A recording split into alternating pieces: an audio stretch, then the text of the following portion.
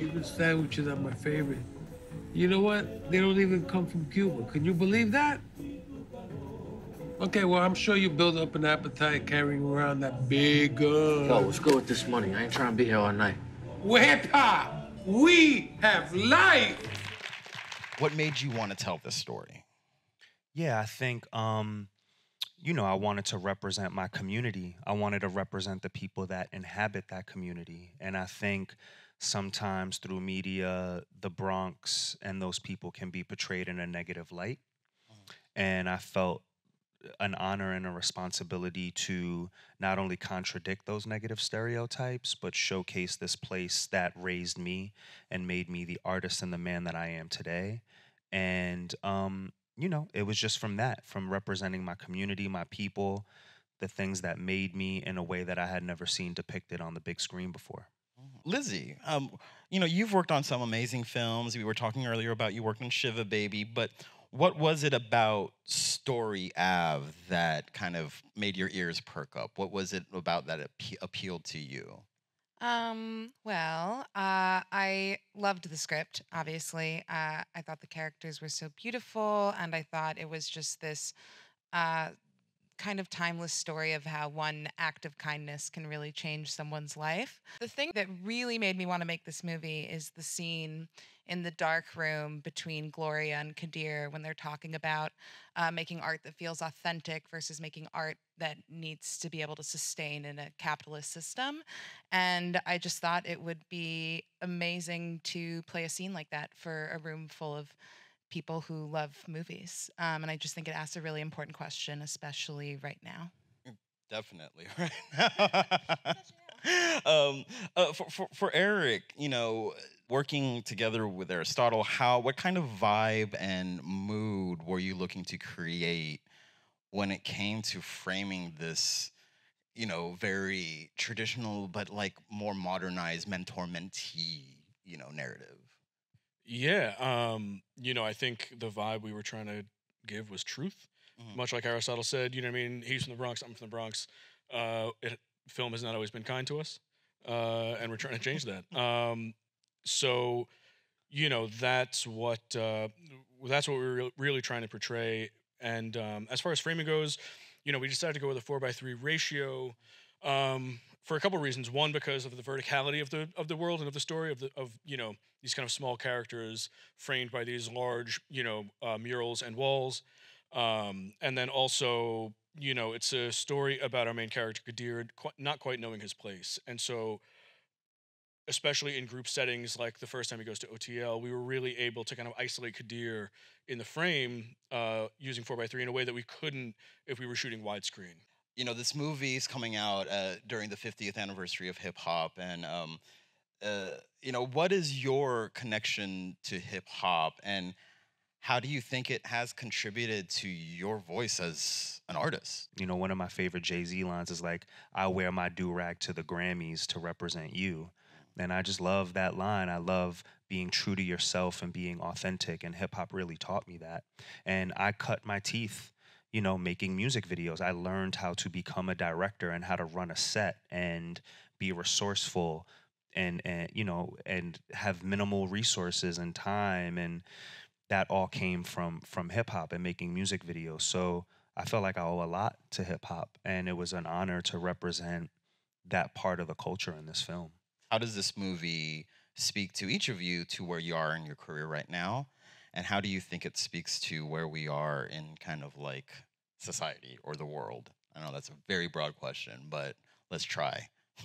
Let's go that way, this way. No, you got it, Eric. Don't be shy. This movie, I mean, for me, career-wise, was a chance to kind of get back to smaller filmmaking. I've been doing some like larger TV shows, and I really, really jumped at the chance to be able to collaborate with a small team and make something that was really, really, really true to our initial vision, which was a gift. So that's what this movie meant to me, and also just, you know, in general representation. You know, being able to shoot in the neighborhood where I'm from is not something that happens often, and is just really, really special. This movie was a great chance for me to kind of continue something I've been trying to do, which is support underrepresented voices. Definitely big opportunities in terms of representation on screen.